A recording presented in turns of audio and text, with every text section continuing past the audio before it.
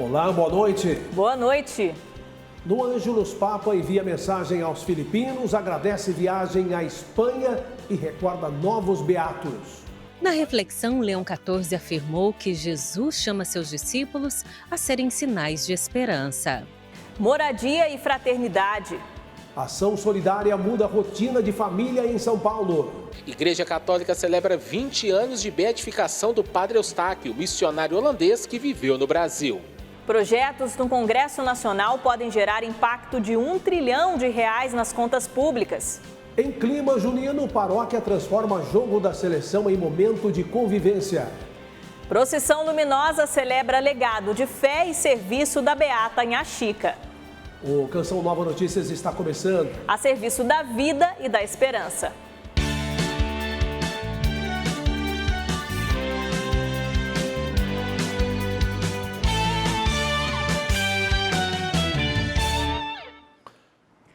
Neste domingo, durante o Ângelus, o Papa Leão XIV manifestou solidariedade às vítimas do terremoto nas Filipinas, agradeceu pela viagem apostólica à Espanha e recordou os novos beatos da Igreja. Na reflexão do Evangelho, afirmou que Jesus contempla as feridas da humanidade e convida os cristãos a serem sinais de esperança.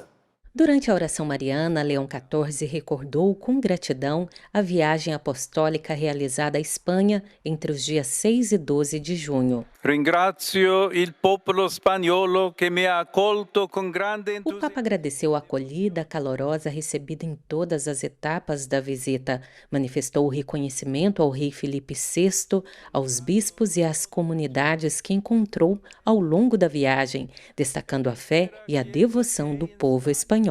Que Deus bendiga sempre a Espanha. Leão XIV também recordou os novos beatos da Igreja, entre eles o padre Nazareno Lantiotti, sacerdote italiano que dedicou sua vida à missão no Mato Grosso e foi martirizado por defender os mais pobres à luz do Evangelho. O pontífice voltou ainda seu olhar para as Filipinas, atingidas recentemente por um forte terremoto, e expressou proximidade às vítimas da tragédia. Prego per i defunti e i loro familiari. Rezo pelos falecidos, por seus familiares, pelos feridos e por todos os que sofrem devido a esta calamidade. Na reflexão do Evangelho, o Santo Padre comentou a passagem em que Jesus, ao ver a multidão cansada e abatida, se enche de compaixão. Segundo o pontífice, hoje Cristo contempla as feridas da humanidade, a violência, as guerras, a exclusão e o vazio provocado por uma cultura cada vez mais marcada pelo consumismo. Famiglie spezzate dal male e giovani illusi da falsi ideali. Ele vê famílias destruídas pelo mal e jovens iludidos por falsos ideais, destacou o Papa. Para o Santo Padre, Jesus não apenas vê o sofrimento humano, mas caminha ao nosso lado. Sua compaixão revela o desejo de salvar e restaurar cada pessoa. Por isso, continua chamando homens e mulheres para anunciar esperança, levar consolo aos aflitos, caridade aos necessitados e fé aos que perderam a confiança. Carissimi, il compito di evangelizzare nasce dal dono di Dio. Ao concluir a catequese, Leão XIV destacou que a evangelização nasce do amor de Deus, manifestado em Cristo, e se traduz em serviço, misericórdia e cuidado com os mais frágeis. Por fim, confiou à intercessão de Maria todos os cristãos para que respondam com alegria e coragem ao chamado missionário de Jesus. Angelus Domini nunciavit Mariae. Et concepit Spiritus Sancto. A igreja celebrou no último sábado em Mato Grosso a beatificação de padre Nazareno Lantiotti. Italiano de origem e missionário por vocação no Brasil, o novo beato entra para a história como o primeiro membro do movimento sacerdotal mariano a chegar aos altares. A pequena Jauru, no interior de Mato Grosso, próximo à Bolívia, nunca viu tanta gente. Viveu o dia mais importante de sua história. fiéis de todo o Brasil e do exterior vieram testemunhar a beatificação de um padre Marte que chegou ao então povoado em 1972 e construiu a primeira paróquia, 57 capelas rurais com adoração eucarística diária, hospital, lar para idosos, um seminário menor e escola para as famílias que tinham muitos filhos. Ele era do povo, ele trabalhava com os pequenos, ele defendeu quando havia, digamos, uma dificuldade de segurar os mais pobres aqui, segurar a terra dos mais pobres aqui. Ele teve muita coragem. O cardeal João Braz de Avis foi o enviado papal para presidir a beatificação. No início da celebração, foi lida a carta apostólica do Papa, declarando beato o padre Nazareno Lanciotti e estabelecendo sua festa no dia 12 de janeiro de cada ano. Em seguida, foram levadas até o altar as relíquias de primeiro grau do beato Nazareno, um fragmento de seus ossos e a imagem do beato. Apóstolo da Eucaristia e do Imaculado Coração de Maria.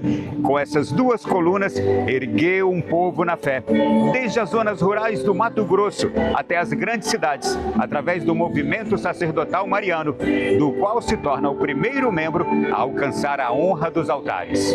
Padre Nazareno denunciou crimes como exploração de menores, prostituição e tráfico de drogas. Foi assassinado em 2001 após ser baleado dentro da casa paroquial. A igreja sustenta que o crime teve motivação pastoral por ódio à fé cristã.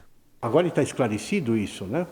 Que realmente o que foi ódio à fé. Segundo Dom João Braz, em sua homilia, o novo beato é agora testemunha qualificada da vida cristã para toda a igreja e para a humanidade. Quando se trata de uma causa de beatificação de mártir, normalmente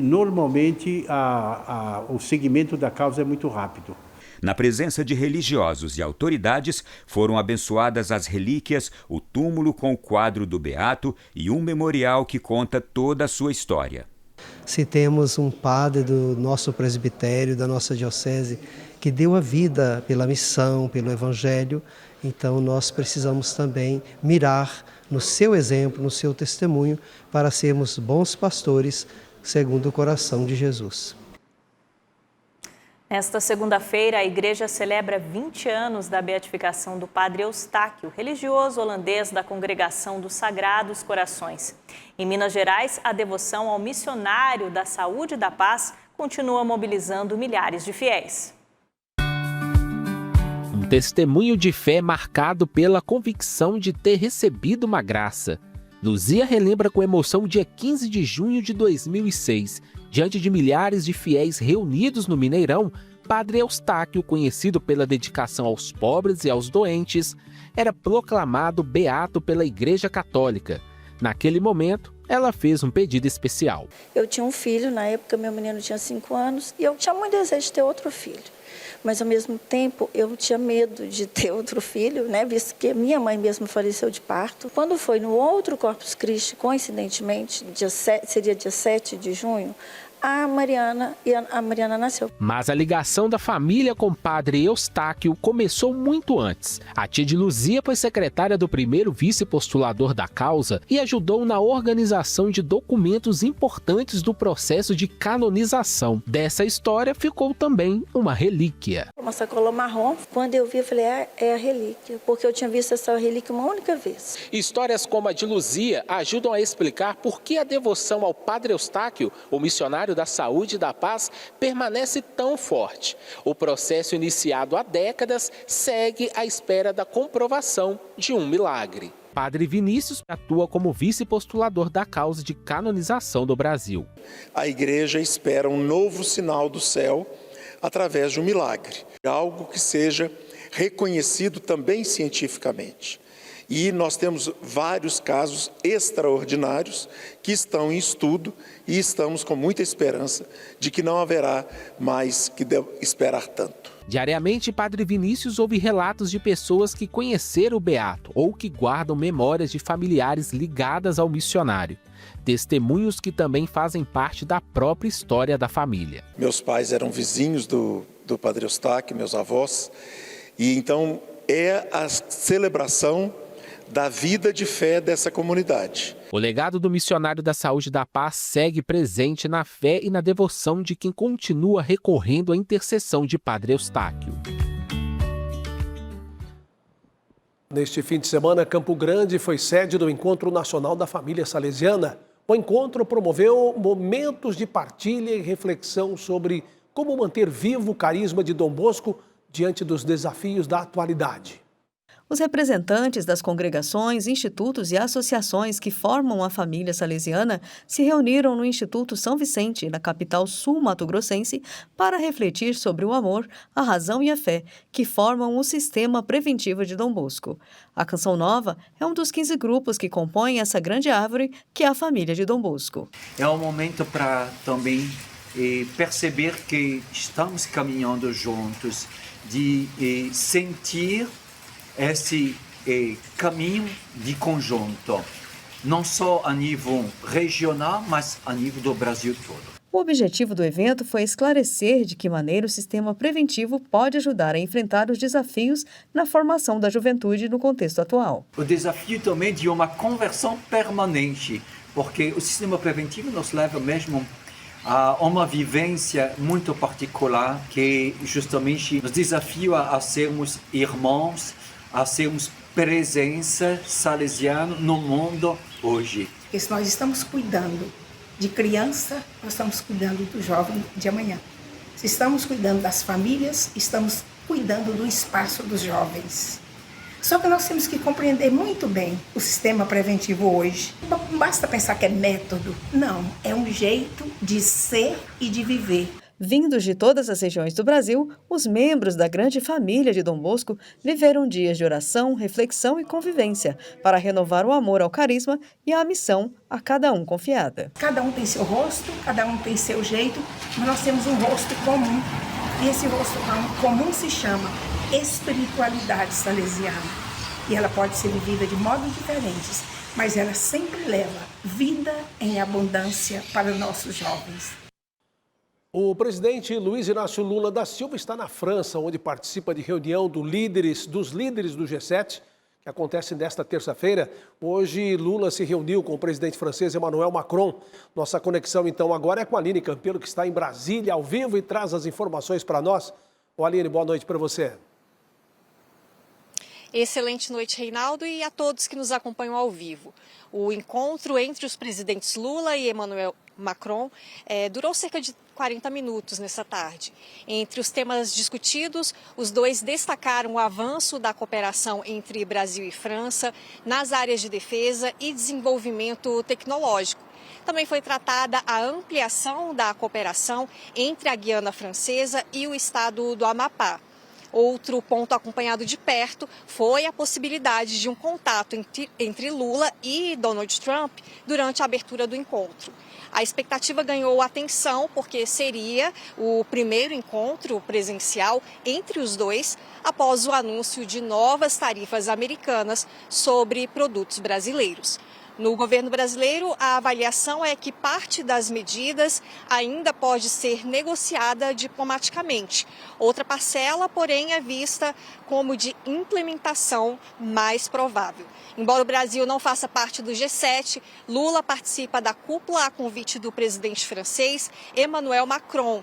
O grupo reúne Estados Unidos, Canadá, Reino Unido, França, Alemanha, Itália e Japão. A agenda oficial do presidente brasileiro continua nesta terça e quarta-feira. Volto com você no estúdio, Reinaldo. Obrigado, Aline. Boa noite para você. Bom descanso.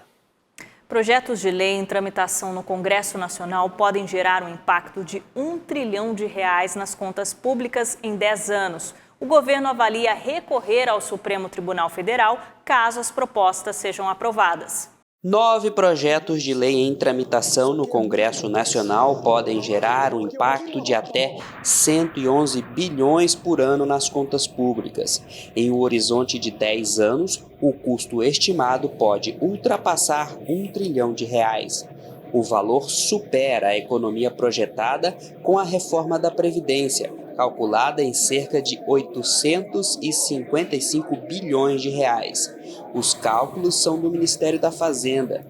Entre as propostas estão medidas como a revisão de regras do crédito rural, elevação de pisos salariais de categorias profissionais, ampliação do MEI e o aumento do alcance da isenção tributária para igrejas. O executivo até tentou evitar o avanço das pautas. O ministro Dario Durigan foi pessoalmente conversar com o presidente do Senado. A conversa não avançou e 3 projetos com aumento de gastos foram aprovados no Senado. O governo ameaça acionar o Supremo Tribunal Federal para barrar os textos. Partes do projeto têm que serem revistas na Câmara dos Deputados ou eventualmente em veto do presidente da República. E, se preciso, a gente vai questionar eventual ação do Congresso que não cumpra a lei de responsabilidade fiscal no Supremo Tribunal Federal. Isso tudo a ser avaliado. A possibilidade de judicialização recebe o apoio do ministro Gilmar Mendes. Nas redes sociais, o magistrado afirmou que a criação de novas despesas precisa vir acompanhada da indicação das fontes de financiamento. Já o presidente do Senado, Davi Alcolumbre, defendeu cautela na análise de propostas que prevêem elevação de pisos salariais. O Brasil comporta isso. O Brasil vai resistir. As finanças públicas vão resistir. Vai ter uma fonte de arrecadação. O desequilíbrio fiscal nas contas públicas pode reduzir o ritmo no corte de juros e pressionar a inflação, como explica o professor de economia. Os juros no Brasil são extremamente restritivos, em termos de atividade econômica, e que também podem acabar contribuindo também com uma maior inflação. O Tribunal de Contas da União aprovou com ressalvas as contas do governo. No relatório, o TCU aponta que o resultado entre receitas e despesas não foi suficiente para contribuir para a estabilização da dívida pública. Agora, o processo segue para análise no Congresso Nacional. Em março, o repórter Canção Nova mostrou iniciativas inspiradas pela campanha da fraternidade sobre o desafio da moradia. Em São Paulo, nossa equipe conheceu a história da Juliana e o sonho de transformar a casa onde vive com a família. Hoje, você acompanha o desfecho dessa história. Um mergulho pelas diversas realidades habitacionais. No repórter Canção Nova de março, visitamos favelas e áreas de risco em São Paulo. Fomos em busca de iniciativas concretas alinhadas à proposta da campanha da fraternidade, que apresentou os desafios da moradia no Brasil. O projeto Solicitude, organização católica que constrói e reforma casas em áreas carentes na zona leste da capital paulista, nos acompanhou em parte das gravações. Uma das nossas personagens foi a Juliana, moradora do Jardim Vila Bela. Em 2 cômodos moram 5 pessoas. E o sonho da família era ampliar a casa. Ali eu pretendo fazer o quarto da menina, aqui o quarto do menino e aqui um banheiro. Aí é isso aí. Para ter mais dignidade. Sim, sim. E o repórter Canção Nova teve a honra de registrar esse momento em que o projeto Solicitude anuncia a reforma, a construção, parte da construção da 12ª casa. E o sonho da Juliana virou realidade neste fim de semana. Depois de quase 3 meses de um mutirão, a obra foi concluída e trouxe mais dignidade para toda a família. Um gesto concreto de caridade, impulsionado pelo tema da campanha da fraternidade deste ano. A residência ganhou 2 quartos novos, uma sala e um banheiro, além de reparos gerais e a doação de itens essenciais para o lar. Uma jornada que não foi fácil, mas que valeu a pena.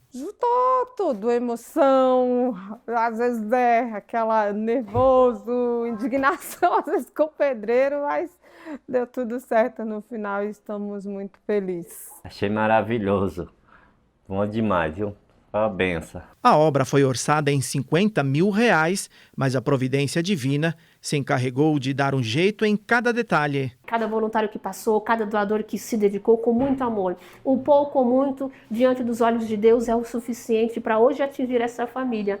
E juntos celebrarmos com muita alegria a entrega dessa casa. Quando várias forças se unem, a dura realidade se transforma num lugar de esperança. É só acreditar que transformação como esta pode acontecer. a fé, a esperança e acreditar. Acredite no milagre que ele vai chegar, assim como um dia chegou para mim, vai chegar para você também. Permanecei nesta família, Senhor. A concessionária Ecovias Imigrantes, que liga a região metropolitana ao litoral de São Paulo, concluiu a instalação da cobrança automática de pedágio nas rodovias do sistema Anchieta Imigrantes. Os equipamentos estão em fase de testes. Os equipamentos do sistema Siga Fácil foram instalados nos dois sentidos do quilômetro 33 da via Anchieta e do 29 da rodovia dos Imigrantes. As duas rodovias fazem a ligação entre a Grande São Paulo e a Baixada Santista. Segundo a Ecovias Imigrantes, concessionária responsável pelos trechos, esta fase de testes tem como objetivo validar o funcionamento da tecnologia em condições reais e verificar a precisão na leitura das tags e das placas dos veículos. O sistema utiliza câmeras, sensores e antenas capazes de identificar automaticamente os dados dos automóveis, inclusive em alta velocidade e em situações de neblina ou trânsito intenso. Durante o período de testes, os usuários não serão cobrados pela nova tecnologia e o pagamento continuará sendo feito nas praças de pedágio tradicionais. Somente após a entrada em operação do novo sistema, que ainda não tem data definida, que as praças de pedágio atuais serão desativadas. De São Paulo, Flávio Rogério, para o Canção Nova Notícias. A semana começou gelada nas regiões sul e sudeste do país e a tendência é de que essa geladeira continue aberta nos próximos dias, viu? Olha só o contraste das temperaturas no Brasil. Amanhã no Rio Grande do Sul não vai passar dos 16 graus, em São Paulo 19, em Minas Gerais 23. Agora já no Mato Grosso 32 e no Tocantins 34. A massa de ar polar vai continuar a derrubar as temperaturas no sul amanhã. Tem risco de geada em Santa Catarina e na Campanha Gaúcha. Em Gramado, teremos temperaturas abaixo dos 5 graus durante essa semana. Você que está em São Paulo, Rio de Janeiro e Espírito Santo, as condições de chuva se concentram mais no litoral. E o friozinho ainda continua ao longo dessa semana, viu? Na região central, o calor está com tudo. Em Cuiabá, com 29 graus, Goiânia e Brasília, 27. E olha só a diferença no Mato Grosso do Sul, com 22 graus. O tempo continua seco no Nordeste e o destaque por lá é a umidade relativa do ar, que está abaixo dos 60%, que é o recomendado para a nossa saúde. Por isso, é importante beber muita água e manter-se hidratado. Hoje a temperatura não passou dos 21 graus aqui em Cachoeira Paulista e amanhã sobe apenas para 22. Será uma semana bem gelada por aqui. Uma boa noite para você e até amanhã. Em Baipendi, no interior de Minas Gerais, milhares de fiéis celebraram o dia dedicado a Inhá Chica. A festividade, marcada pela emoção e confiança na intercessão da Beata, reforçou seu legado de fé e perseverança e simplicidade.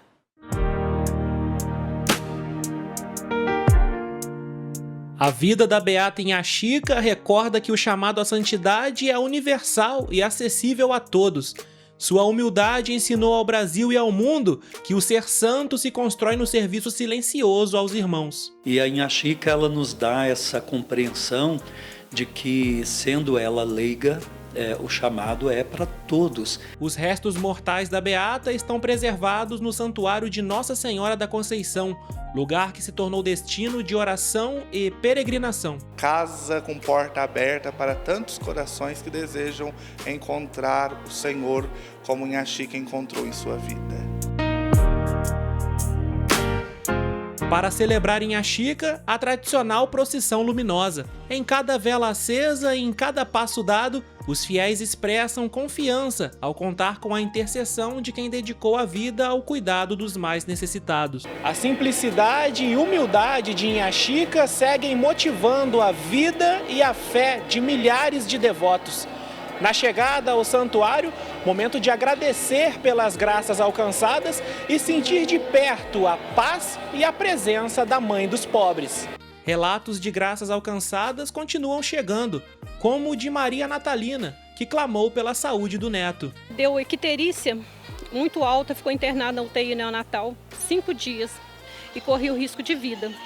Mas a Inhaxica me devolveu ele sã e salvo, andando, falando, que os médicos falaram que não ia andar, não ia falar, ele anda, fala, hoje é normal, estuda, está na creche, normal. Para muitos devotos, a experiência da oração reforça. O auxílio chega no tempo certo. Inhaxica é a minha santinha, para mim ela já é uma santa, porque ela é minha amiga, eu rezo, converso com ela e a graça vem em abundância, porque ela era uma mulher de fé. Convicção de que essa história de amor não se encerra na beatificação. Eu vejo que a cada dia que passa, está aumentando mais os milagres e está perto, muito perto dessa canonização, né? Discreta no servir, Inhaxica permanece como sinal de acolhimento e confiança em Deus, exemplo de fé, perseverança e cuidado com o próximo.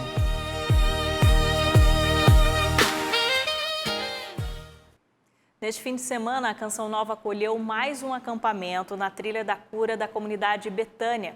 O evento proporcionou uma experiência de cura interior e restauração inspirada no testemunho de São José. Missão da comunidade Betânia: acolher e restaurar vidas. A comunidade de Betânia ajuda o filho, ajuda o dependente, ajuda aquele que está acolhido a reencontrar o sentido da sua vida, lutando contra as drogas. Na Trilha da Cura é para quem quer experimentar a ação restauradora de Deus. Marcos Antônio, que é filho de Betânia, há 6 meses, não perdeu a chance. Primeira vez que eu vim com a comunidade, para fora da comunidade no caso, né? Num evento desse. E ser Betânia é ser uma pessoa restaurada em Cristo. 3 dias de evento com pregações, adoração ao Santíssimo Sacramento e Santa Missa. Ninguém fica de pé se não estar diante de Jesus. A adoração ao Santíssimo Sacramento nos ajuda a esse encontro pessoal, sabendo de nossa limitação, sabendo que em Jesus e com Jesus tudo nós podemos. Com o tema Ide a José e o que ele vos disser, façam, o acampamento propôs aos participantes uma experiência de cura interior e restauração, à luz e a exemplo de São José.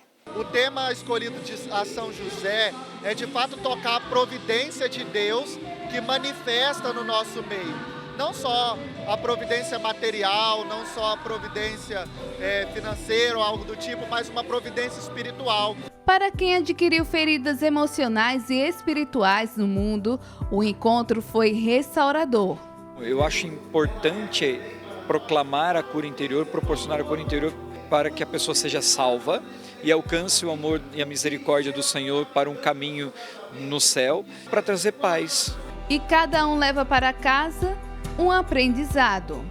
Eu levo o amor de Deus, que é isso que eu senti aqui esses dias. Por mais exigente que seja, por mais difícil que seja, a gente aprender que os sacrifícios também são prova de amor e que Deus cuida de nós.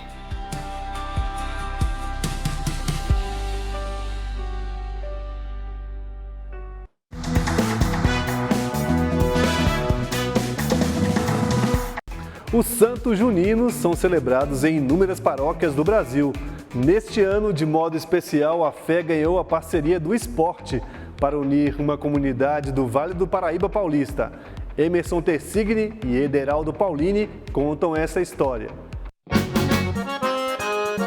O Canção Nova Notícias veio até a paróquia São João Batista de Jacareí, que vai celebrar daqui a alguns dias a natividade de seu padroeiro em um dos festejos mais tradicionais da cidade. É uma festa da cultura popular, ela traz a fé, a espiritualidade, ela traz a união das pastorais, todos são envolvidos nesse momento especial da paróquia. Silvinho colabora com as pastorais da comunidade há anos. Para ele, a correria das barracas é muito mais do que trabalho. Representa o verdadeiro sentimento de pertença à vida paroquial. O nosso pároco, ele disse, né, o mais maravilhoso é as pessoas estando trabalhando unidas, né, prestando esse serviço à paróquia. Rever as fotos de ontem é combustível para que a família da Enedina siga fiel no servir. A força, né, que ele tem, acho que é São João Batista que dá, porque, né, ele passou por um momento muito sério de saúde e tudo, e ele está firme e forte aqui. Então ele dedica, já separa o avental, sabe? O boné, a camisa, tudo que ele vai usar, sabe? E alguns paroquianos do São João também vieram preparados para o pós-missa. A proposta da festa de São João Batista deste ano é transmitir os Jogos do Brasil por meio de um telão para toda a comunidade. E a torcida pela nossa seleção é acompanhada do bom e velho bolinho caipira, tradição de Jacareí. O que tem de bom por aqui? Temos o nosso tradicional bolinho caipira, né? Aqui é um patrimônio da nossa cidade. Um bolinho de farinha branca com linguiça. Tem também de carnes para aqueles que gostam, né? Nossos pastéis, cachorro quente, pão com linguiça, caldinho, os doces juninos, doce de abóbora. Bola em jogo para Brasil e Marrocos. Nada melhor do que tomar um caldo e comer o bolinho caipira. Afinal, os primeiros minutos foram de um Brasil nervoso pela estreia. Em uma imagem, animação e tensão. Aos 21 minutos de jogo, o Marrocos abriu o placar. Mas para quem veste a camisa de Pelé, acreditar até o fim é essencial. Mas a gente sempre tem fé que vai dar certo. E não é que deu certo. Aos 32 veio o empate brasileiro, para a alegria da Arena São João Batista. Essa coisa do Brasil que o time joga como o povo brasileiro, com às vezes a corda no pescoço para deixar o coração mais agitado. E é muita emoção porque nós estamos querendo gritar gol e viva São João também. Padre Marcelino, que por sinal era um dos mais animados no jogo. Apesar disso, tinha gente tão nervosa que até o cabelo não escapou. Nossa, ficamos apreensivos, né? Depois que tomamos o primeiro gol, mas depois foi só festa.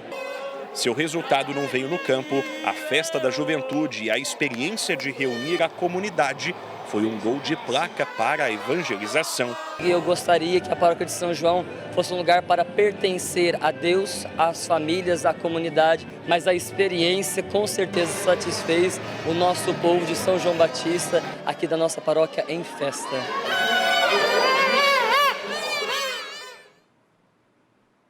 Bacana essa iniciativa. Sexta-feira tem mais, né? E a gente continua acreditando, vamos ver.